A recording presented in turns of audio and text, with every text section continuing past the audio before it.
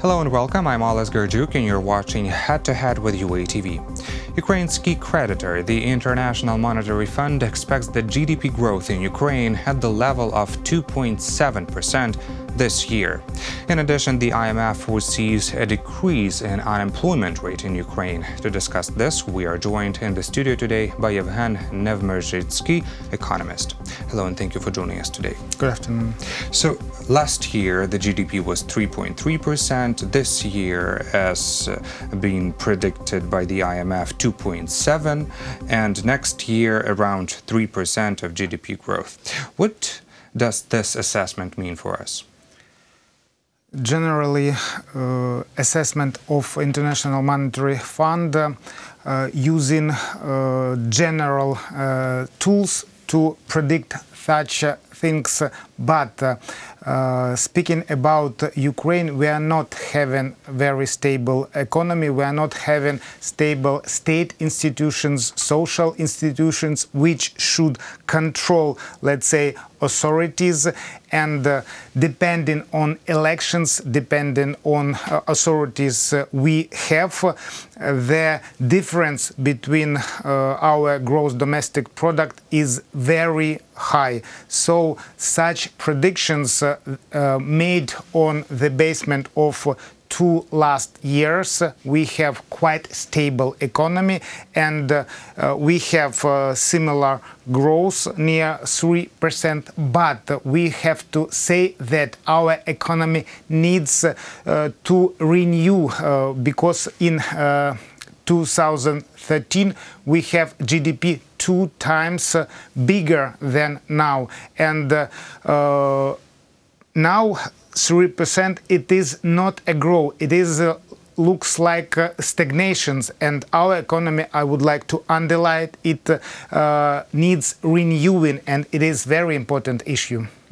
So what figure would satisfy Ukraine? What figure of GDP growth would be satisfactory? Ukraine has a very big economic potential, and to make it working, we have to solve our main problem. Everybody knew about it. It's corruption. It is a very high rate of shadow economy, and if we will manage to broke this system and establish the same rules for everybody, we could have much better results, and the economy of Ukraine have a potential to grow at least 10% yearly, or even much more, because there are several fields. If we will arrange rules there, our economy would get a very big push. Let's say about question of land, market of land. If we will introduce this market, it could, Ukraine can attract investments about 40 billions of US dollars and so on. Annually? Yeah. You're speaking about lifting this land moratorium. To create market of land. Of agricultural land. Yes, agricultural land, and reforms, complex reforms in all fields of state government. If we will be successful in these reforms, if we will make real law equal for everybody, then investment climate could become much better. And then this GDP growth would be in much bigger, significant numbers. But speaking of this analysis by the IMF, so last year we had 3.3, this year it is expected to have 2.7. Why do we see this slight drop? Is this because of 2 elections that Ukraine has to undergo this year, or what are the factors for this drop? I think that International Monetary Fund does not include possible changes after elections. So if things will be the same as before elections, we will have such results most probably. And things will be the same as before elections if the current president Petro Poroshenko continues to be in the office. Okay. Like this.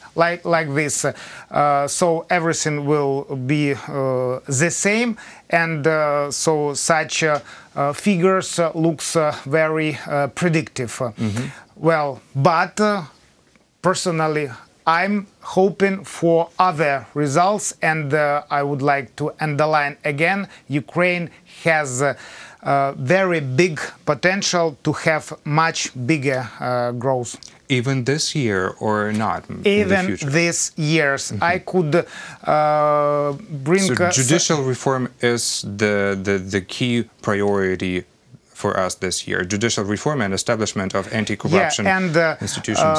Economy has a very important ratio like expectations.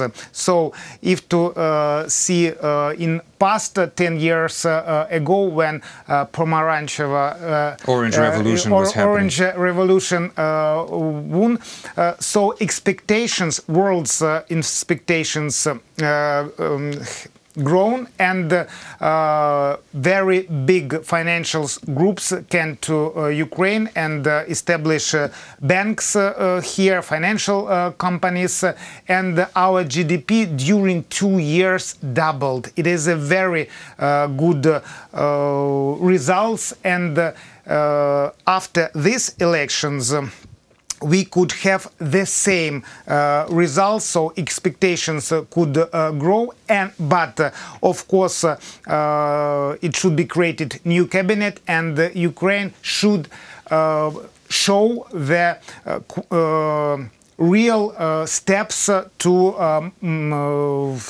this creation of equal rules for everybody. Well, let's continue discussing these analysis provided by IMF. What can you tell about financing the state's debt and also the budget deficit? This year, Ukraine have to pay big amounts serving international borrowings. About 11 billion we should pay this year. 11 billion US dollars. Yeah. Some part already paid, and I can say that the quality of serving international borrowings on a high level, so Ukraine pays its debts. And I do not see any difficulties to continue the same level of serving debts. So there is enough money in the reserve. Yes, 20 billion. 20 billion US dollars. The National Bank has as state reserves, and so we have more or less stable economy, and there are no any difficulties or problems to pay this debt, and Ukraine of course has possibility to get new loans to pay these debts. Well, and the IMF unveiled some other important economic indicators for Ukraine. Let's just discuss them briefly because we are running out of time. The consumer prices are reducing to 8.0 this year from last year's 10.9, and will keep decreasing until 5.9 in 2020. So what does this mean? That basically for ordinary Ukrainian, this means that the products will be less pricey, or what does this mean? Yes, it is a very small improvement. We are talking about rate of inflation. So and till now the inflation level ratio is quite high. At 8% is high level of inflation. And what I can say here in this respect, the main problem which makes this level, especially for Ukraine. So our discount rate of National Bank is too high. It's about 18%. And internal borrowing of the state securities, again, very big, high interest rate, about 20%. So in such situation, banks and creditors are not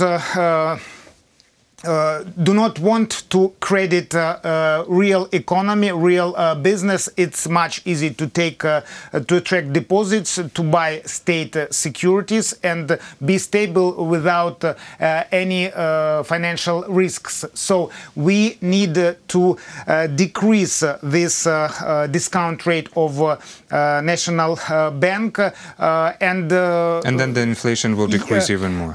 It means to keep high level of discount rate means cutting inflation, but by monetary tools. On another hand, economy cannot develop in a good way. So we should balance these two issues, and we should create good conditions to develop real business in Ukraine. If business can have good access for credit funds, for loans, they can produce more products, more services, and it means cutting prices of this products and economy growing. I understand. Well, unfortunately, we run out of time. It's just worth mentioning for our audience that the unemployment rate decreased, well, slightly by 0.5%, but still some improvement. Thank you for your comments, and thank you for being a guest today in our studio. Thank you. That was Yevhen Nevmerzhytskyy, economist. Thank you for watching Head to Head, and stay tuned for more with UATV.